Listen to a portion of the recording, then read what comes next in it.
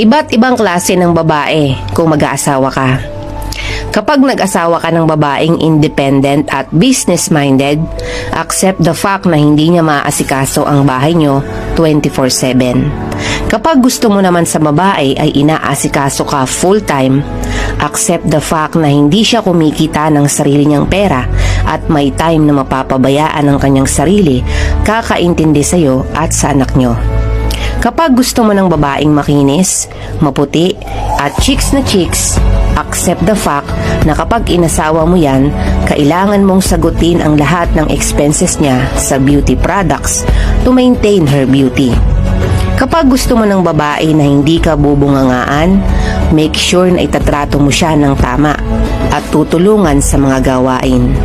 Kapag gusto mo sa babae na supportive siya sa'yo at hindi pinaghihigpitan, make sure na alam mo ang limit para magkaroon